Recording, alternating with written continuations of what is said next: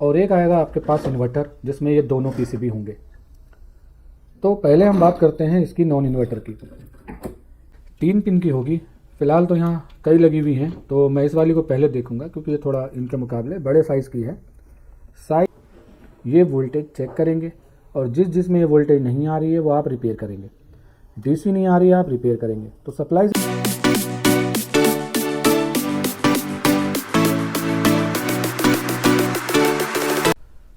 तो दोस्तों आज की वीडियो काफ़ी इम्पोर्टेंट है आप लोगों के लिए। इस वीडियो में हम ये जानेंगे कि आप काम को पीसीबी को रिपेयर करना चाहते हैं, चाहे वो इन्वर्टर हो या नॉन इन्वर्टर। तो पीसीबी को सीखना किस तरीके से, करना क्या है पीसीबी में। तो पीसीबी में एक आएगा नॉन इन्वर्टर जिसमें आपका ये वाला पीसीबी होगा छोटे साइज़ में, और एक आएगा आपके पास इन्वर्टर जिसमें ये दोनों पीसीबी होंगे। तो पहले हम बात करते हैं इसकी नॉन इन्वर्टर की, कि इसमें आपको सीखना क्या है और किस तरीके से सीखना है। तो आप ऐसा एग्जाम्पल लीजिए कि जब आप काम सीखते हैं और इसके बाद कोई सामने से आपको एक पीसीबी ऐसा ही ला के दे देगा जैसा मेरे हाथ में है। तो इसकी शुरुआत करनी कहाँ से है? तो शुरुआत कहाँ से करनी है? सबसे पहले किसी भी पीसीबी में किसी भी ब्रांड का हो, इन्वर्टर के साथ का हो या नॉन इन्वर्टर का हो, स्प्लिट का हो या विंडो का हो, सबसे पहले हमें करना ये है, हमें इसमें पावर केबल लगानी है। तो हमें पावर केबल लगानी आनी चाहिए। कोई भी पीसीबी आपके सामने आ जाए तो सबसे पहले हमें पावर केबल लगानी आनी चाहिए। पावर केबल लगाने के बाद बिल्कुल प्रैक्टिकली जो हमारा दूसरा काम होता है, जैसे कि मेरे पास जब पीसीबी आएगा या जो भी रिपेयर करते हैं उनके पास आएगा, वो पावर केबल लगाने के बाद सीधा जो है ये जो ड्राइवर ट्रांसफार्मर है या आपका ट्रांसफार्मर वाला सप्लाई हो, कोई भी हो, सीधा जो है ट्रांसफार्मर के बाहर एक रेगुलेटर आईसी लगी हुई होगी। 3 पिन की होगी। फ़िलहाल तो यहाँ कई लगी हुई हैं, तो मैं इस वाली को पहले देखूंगा क्योंकि ये थोड़ा इनके मुकाबले बड़े साइज़ की है। साइज़ और डिज़ाइन शेप मैटर नहीं करता है, मैटर होता है कि जिस रेगुलेटर पे आपको वोल्टेज चेक करनी है उसका नंबर 7805 होना चाहिए। तो वो यहाँ पे पार्ट नंबर लिखा हुआ होगा। यहाँ आपको हमेशा एक 12 और एक 5 वोल्ट चेक करनी है। तो सबसे पहले आपको पावर केबल लगानी आनी चाहिए, और दूसरा किसी भी पीसीबी में किसी भी ब्रांड का हो, मैं फिर से कह रहा हूँ, आपको ये 2 सप्लाइयाँ सबसे पहले चेक करनी है, जो कि एक कॉमन सप्लाई है, वो तो बनेगी। कुछ केस में 15 वोल्ट भी बनती है जिनमें ब्लोअर डीसी फैन का इस्तेमाल किया जाता है, तो सिर्फ उसमें 15 और बनेगी थर्ड वोल्टेज। फ़िलहाल 12 और 5 2 सप्लाइयाँ तो बनेंगी, और आपको ये चेक करनी आनी चाहिए। कहाँ चेक करनी है ये पता होना चाहिए, कैसे चेक करनी है ये पता होना चाहिए। तो आप जब काम सीखना चाहेंगे तो आएंगे तो सबसे पहले आपको पावर केबल लगाना सिखाई जाएगी। यहाँ पे 12 और 5 चेक कैसे करनी है, कहाँ चेक करनी है, ये आपको बताया जाएगा। और इसके बाद हमें ये पता होना चाहिए कि यहाँ जो हमने एसी दी न्यूट्रल और लाइन, वो आखिर इस सर्किट से होते हुए फाइनली 12 और 5 में कन्वर्ट कैसे हुई। तो ये चीज़ें हम आपको पहले बताएंगे बोर्ड पे डायग्राम के ज़रिए आएगा। सर्किट में अगर कोई आईसी वगैरह होगी तो उसकी पिन आउट्स वगैरह आपको टीवी से बताई जाएगी, उसमें लैपटॉप के ज़रिए। तो पहले तो हम ये समझेंगे कि जो आपने यहाँ लाइन न्यूट्रल दी वो किस कंपोनेंट पे सबसे पहले गई, उसके बाद कहाँ गई, उसके बाद वो वोल्टेज कहाँ जाती है, उसके बाद कहाँ जाएगी। तो ये हमें डायग्राम के ज़रिए समझना होगा कि ये जो वोल्टेज है ये कैसे कैसे किस पर से होते हुए और यहाँ पे 12-5 में बदली कैसे, ये हम डायग्राम के ज़रिए समझेंगे। तो पहले हम डायग्राम के ज़रिए समझेंगे, उसके बाद हम समझेंगे नीचे ये जो ट्रैक हैं कॉपर के जिनमें करंट का फ्लो हो रहा है, वो हम इसमें देखेंगे कि ये कैसे कैसे आगे आगे कंपोनेंट से पहुंच रहा है। तो इसे बोलते हैं ट्रेसिंग। तो हम ट्रेसिंग के ज़रिए जानेंगे कि ये फाइनली वोल्टेज यहाँ पे 12.5 में कैसे कन्वर्ट हुई। और इस बीच ये ट्रांसफार्मर, ये रेगुलेटर, ये जो डायोड वगैरह, कपलर, ये आपकी ड्राइवर आईसी जो इसको स्विच करेगी, और ये डायोड लगे हुए जो हैं, ये इंडक्टर कॉइल, फ्यूज़, इनकी क्या इम्पोर्टेंस रही, किसने क्या काम किया इस वोल्टेज को बनाने के लिए। तो दूसरा हम डायग्राम के बाद समझेंगे ट्रेसिंग के ज़रिए। और ट्रेसिंग के बाद हमें जानना होगा ऑन बोर्ड, यानी कि हम ये पावर केबल कनेक्ट कर देंगे और उसके बाद ऑन बोर्ड कैसे कैसे हमारे टेस्टिंग पॉइंट कौन से हैं, कहाँ ड्रेन चेक करनी है, कहाँ डीसी चेक करनी है, कहाँ एसी चेक करनी है, ये हम ऑन बोर्ड जो है इस तरीके से समझेंगे, ऑन बोर्ड तरीके से, ठीक है। और इसके बाद हम जानेंगे इसमें आने वाले फॉल्ट कि इनमें फॉल्ट कौन कौन से आएंगे। पहला फॉल्ट आता है कि ये फ्यूज़ आपका बार बार जो है ओपन हो रहा है, या पावर केबल लगाने पर सीरीज़ फुल ग्लो कर रही है, तो ये बार बार ओपन क्यों हो रहा है। पहला एक फ़ॉल्ट इसमें ये आता है। दूसरा फॉल्ट इसमें क्या आता है कि एसी बन रही है पर यहाँ पे डीसी 300 वोल्ट प्लस वो नहीं मिल रही है। तो वो समझेंगे कि ये वोल्टेज ना आने का क्या रीज़न है और इसको कैसे हमें क्लियर करना है। तीसरा हम जानेंगे कि तीसरा जो फॉल्ट आएगा इसमें वो आएगा कि 300 वोल्ट ये ओके है, एसी वोल्टेज ओके है, यहाँ जो वोल्टेज बन रही है 12 और 5 ये नहीं आ रही है।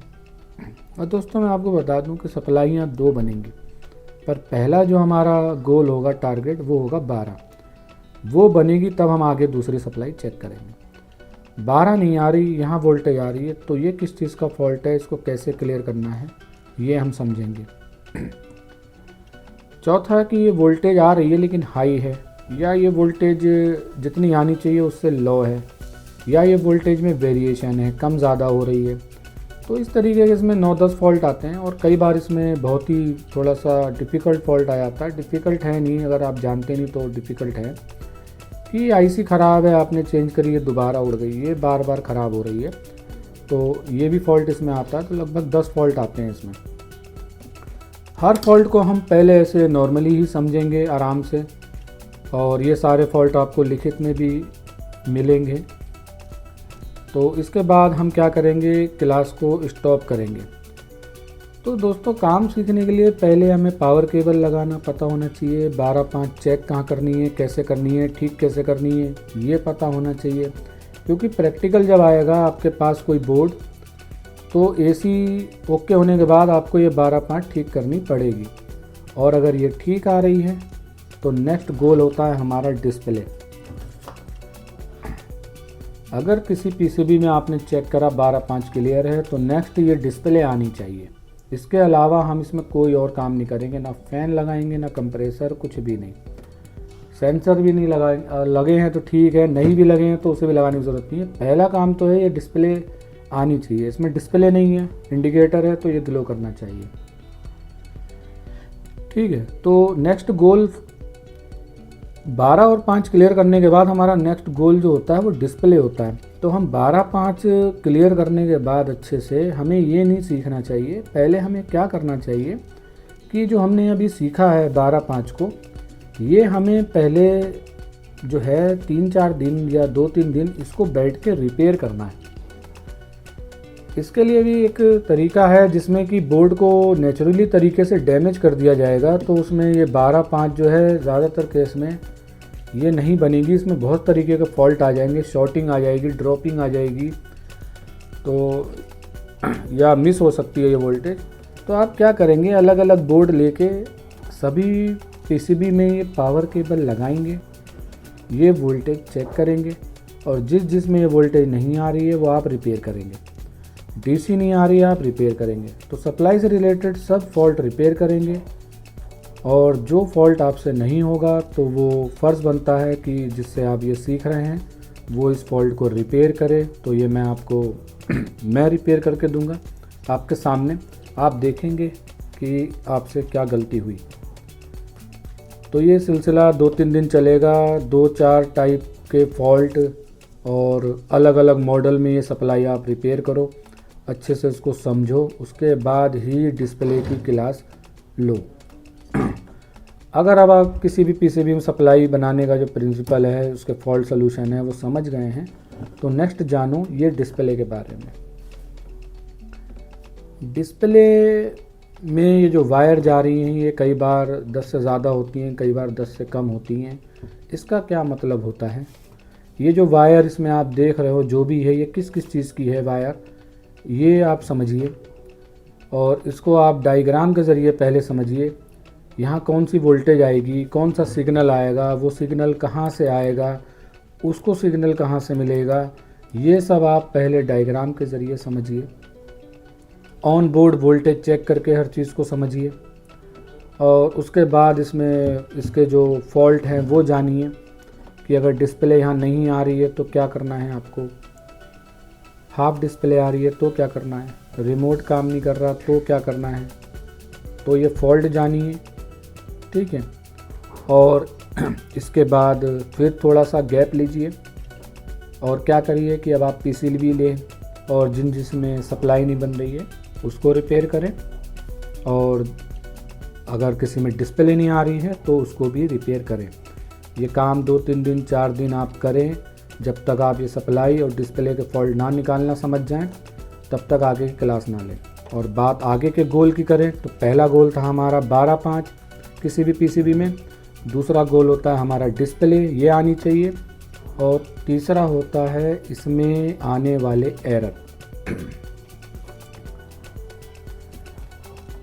एरर डिस्प्ले में शो होंगे। एलईडी लगी है तो वो ब्लिंक करके आपको एरर दिखाएंगे, और अगर डिस्प्ले है तो उसमें कोई कोडिंग आ रही होगी। तो सबसे पहले हम समझेंगे जितने भी ये एरर आ रहे हैं ये किस चीज़ के हैं, इसका अंदाज़ा कैसे लगाया जाए। तो बात अगर नॉन इन्वर्टर पीसीबी करें तो ये एरर कोड देखने की ज़रूरत नहीं है, टाइमिंग से भी अंदाज़ा लग जाता है ये फॉल्ट है, ये एरर है किस चीज़ का। तो फ़िलहाल ये एरर आप समझें कि एरर है किस चीज़ के। तो एरर जो है वो आएंगे 2, तो ये सेंसर के आएंगे, एक आपका ये फ़ैन का आएगा एरर।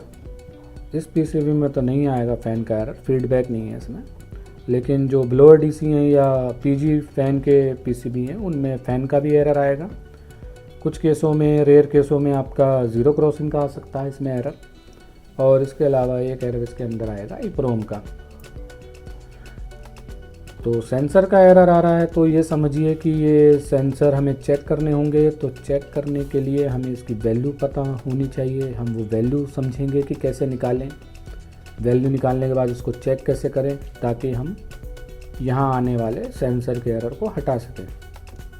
यहाँ कितनी वोल्टेज आनी चाहिए ये समझिए, उसकी कैलकुलेशन कैसे लगानी है कि वो टेम्परेचर को सेंस कर रहा है वो समझिए। इसके बाद इसमें जो एरर आएगा एक आपका सॉफ्टवेयर का, उस केस में हमें ये जो इप्रोम लगी हुई है 24C सीरीज़ की, इसको प्रोग्राम करना होगा। इसके लिए प्रोग्रामर आता है RT809 का, ये है, ठीक है। तो ये लगभग 4000 के करीब आता है ये मार्केट में, और इसके लिए एक लैपटॉप भी चाहिए होगा हमें कनेक्ट करने के लिए, तब हम इसको प्रोग्राम कर पाएंगे। लेकिन मेरे पास क्या समस्या आती है, जो स्टूडेंट आते हैं वो हर तरीके के आते हैं, हर जगह से आते हैं, तो कई बार ये दिक्कत होती है कि सामने वाला थोड़ा सा परेशान होता है कि मैं लैपटॉप ऑपरेट करना नहीं जानता, या मैं इतना महंगा प्रोग्रामर लैपटॉप नहीं अरेंज कर सकता, बजट इशू है। तो दोस्तों इस बात से भी परेशान होने की ज़रूरत नहीं है। ये सिस्टम प्रोग्रामर का और लैपटॉप का 15,000 मिनिमम, सेकंड भी लोगे तो पड़ेगा। लेकिन मेरे पास एक दूसरा भी जुगाड़ है जो आपका 200 रुपये से 250 रुपये में काम हो जाएगा, आप इसको प्रोग्राम कर सकते हो। जितने काम ये करेगा, इसकी चेकिंग, इसकी इरेजिंग, इसकी रीडिंग, इसकी राइटिंग, वो सारे काम वो जुगाड़ कर देगा। तो आप आएंगे तो मैं उससे भी आपको सिखा दूंगा। तो आप कहीं भी होंगे तो आपको ये सॉफ्टवेयर वाला इशू बिल्कुल भी नहीं आएगा। और आपके काफ़ी पैसे भी बच जाएंगे। तो ये थी बात कि हमें जो है 12.5 जो हमारा गोल है सबसे पहला किसी भी पीसीबी में इसको क्लियर करना आना चाहिए। इसके बाद डिस्प्ले से रिलेटेड जो भी फॉल्ट हैं उन्हें क्लियर करना आना चाहिए। इसके अलावा डिस्प्ले में जो एरर आएंगे सेंसर के वो क्लियर करने आने चाहिए। प्रोग्राम का एरर आएगा उसे क्लियर करना आना चाहिए। फ़ैन का एरर आएगा तो वो तो फ़ैन के टॉपिक पे चला जाएगा, अलग टॉपिक है एक। और अगर सॉफ्टवेयर का आएगा या ज़ीरो क्रॉसिंग का उसे निपटाना आना चाहिए। तो एरर्स हम एरर में जो एरर आते हैं सेंसर के, प्रोग्राम के, फ़ैन के, तो उसमें सबसे पहले हम सेंसर का समझेंगे, फिर सॉफ्टवेयर का समझेंगे, फिर फ़ैन का जो एरर आ रहा है हम उसको समझेंगे, ठीक है, और फिर हम फाइनली समझेंगे ज़ीरो क्रॉसिंग को। तो पहला 12.5 हमारा गोल, दूसरा हमारा डिस्प्ले, तीसरा इस पे आने वाले एरर। अब हमारा चौथा गोल होता है फ़ैन। किस पीसीबी में कौन सा फ़ैन लगाएं, ब्लोअर डीसी किस में लगाएं, पीजी किस में लगाएं, एसी 3 स्पीड किस में लगाएं, ये पहचानना, लगाना, बाकी इनका सर्किट कि ये फ़ैन चलते कैसे हैं, इनकी ड्राइव कहाँ आती है, इनकी कमांड कहाँ आती है, और ड्राइव ना आए तो क्या करें, कमांड ना आए तो क्या करें।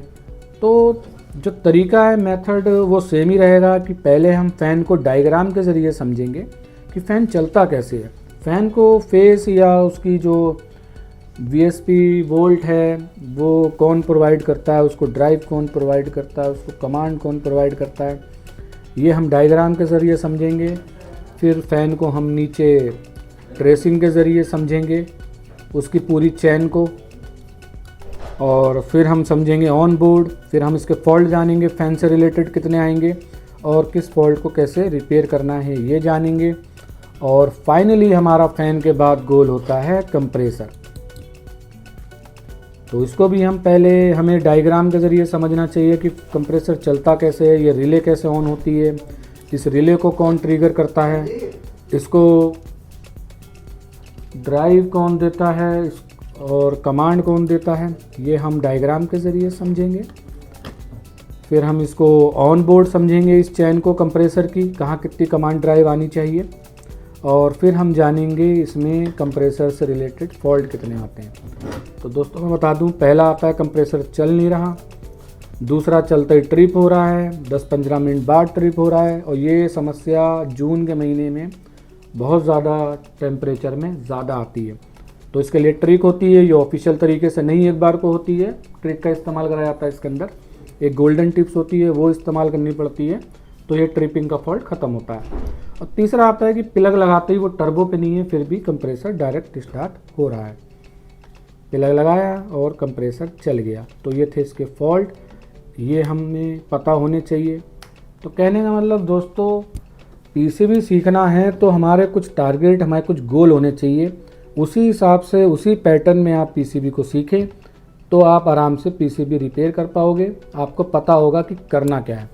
तो फिर दोस्तों मैं आता हूँ अपनी बात पे, 100 की एक पे, कि कोई भी पीसीबी आपके सामने आएगा तो वो किसी कंपनी का हो, किसी ब्रांड का हो, स्प्लिट विंडो किसी भी टाइप का हो, आपका काम है आपको पावर केबल लगानी आनी चाहिए, 12.5 चेक करना और रिपेयर करना आनी चाहिए। उसके बाद डिस्प्ले जो है वो आनी चाहिए, नहीं आ रही है तो रिपेयर करना आनी चाहिए। और इस पे जो एरर आ रहे हैं वो सारे एरर समझ में आने चाहिए, उन सारे एरर को हटाना आना चाहिए, चाहे वो प्रोग्राम डाल के करना पड़े या फ़ैन लगा के, फ़ैन रिपेयर करके, सेंसर बदल के, तो ये एरर आपको हटाना आने चाहिए। और फाइनली आपको फिर फ़ैन लगाना और चलाना दोनों आना चाहिए, रिपेयर करना आना चाहिए, और फाइनली कंप्रेसर चलाना, और फॉल्ट है तो उसे रिपेयर करना आना चाहिए। तो 5 गोल हैं आपके पास। क्योंकि दोस्तों क्या होता है कि पावर केबल नहीं लगाएंगे तो 12.5 नहीं बनेगी, ये नहीं बनेगी तो डिस्प्ले नहीं आएगी, डिस्प्ले नहीं आएगी तो हम एरर नहीं देख पाएंगे, और एरर डिस्प्ले ही नहीं आ रही है तो ये फ़ैन नहीं चलेगा, फ़ैन नहीं चलेगा तो ये कंप्रेसर नहीं चलेगा। तो इसको दूसरे तरीके से समझते हैं, सबसे एंड में चलता है कंप्रेसर।